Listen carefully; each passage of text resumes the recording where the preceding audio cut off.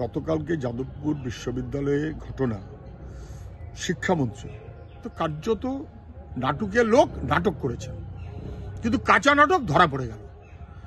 উনি এত অসুস্থ হয়ে গেলেন যে হাসপাতালে গিয়ে উনি নাকি বিপি মাপা হচ্ছে, উনি ফোন করছেন বিপি মাপা হচ্ছে।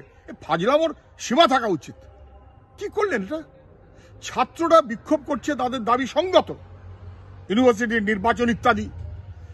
গাড়ি চালিয়ে দিলেন, এমনি ট্যাক্স ফেল গাড়ি চালিয়ে দিলেন। লখিমপুরের ঘটনা মনে করিয়ে দিচ্ছে। আমি জানি না মুখ্যমন্ত্রী এখনো কিছু বলেননি কেন।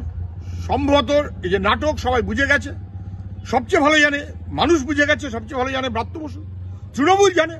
তৃণমূলের অফিসিয়াল পেজে একটা শব্দ নেই, ঠিক ভুল একটা শব্দ নেই। মাপছেন, জল মাপছেন যে কি করে কায়দাবাজি করা হবে। তৃণমূলের অফিসিয়াল পেজ টুইটার একটা শব্দ উল্লেখ করতে পারলেন না, আর উনি নাটক করে হাসপাতালে ভর্তি হয়ে গেলেন। আমি বলছি, মাননীয় মুখ্যমন্ত্রী রেসপন্স করুন।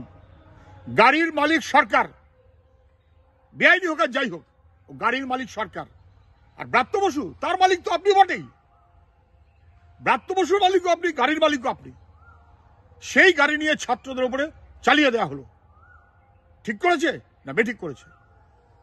যদি বেঠিক করে থাকে তাহলে লখিমপুরে সবাই মিলে আমরা গ্রেপ্তার দাবি করেছিলাম, বিজেপি করেনি। আপনিও কি একই পথে যাচ্ছেন? গ্রেপ্তার করুন। বেআইনি কাজ, অন্যায় কাজ, ছাত্রদের উপর গাড়ি চালিয়ে দিয়েছে, আপনার গাড়ি, ব্যবস্থা নিন। আর যদি মনে করেন না বেশ করেছে, ভালো করেছে, ব্রাত্য বসুর পাশে থাকুন, ওকে আরো বড় মন্ত্রী করে দিন। স্বাস্থ্যমন্ত্রী, পুলিশ মন্ত্রী, অনেক পোস্ট আপনার রয়েছে, মন্ত্রী করে দিন আরো বড়। অসভ্য অপদার্থ মুখ্যমন্ত্রী তার বাহিনীকে কিভাবে দেখবেন, আমি তার স্টেটমেন্ট ওয়েলকাম করছি। তিনি স্টেটমেন্ট দিন, হ্যাঁ বলুন না বলুন, মাঝখানে দাঁড়িয়ে নাটকবাজি করবেন না।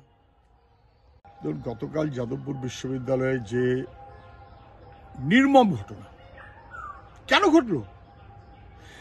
আগের দিন ইউনিভার্সিটিতে একটা কোঅপারেটিভের নির্বাচন, তাদের বোধহয় বামপন্থীরা জিতেছে, তাতে কি নাটক করতে আর একটু বেশি প্রভোক্ট হয়ে গেলে আরো নাটক করতে হবে?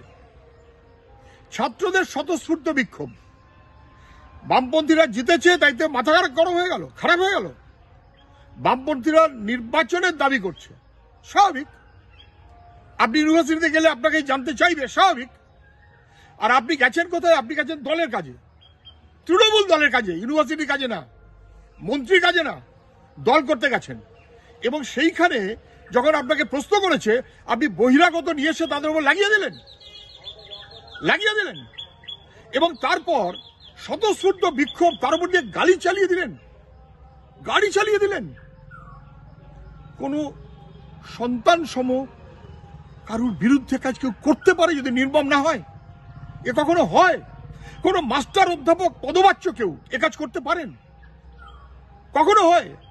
ছাত্ররা বিক্ষোভ করে, ছাত্রদের বিক্ষোভ দুনিয়া জুড়ে হয়, দেশ জুড়ে হয়। কিছুই বুঝলেন না, তারপর গাড়ি চালিয়ে দিয়ে একটা ছাত্রকে খুনের প্রচেষ্টা করেছেন, অ্যাটেম্পট টু মার্ডার।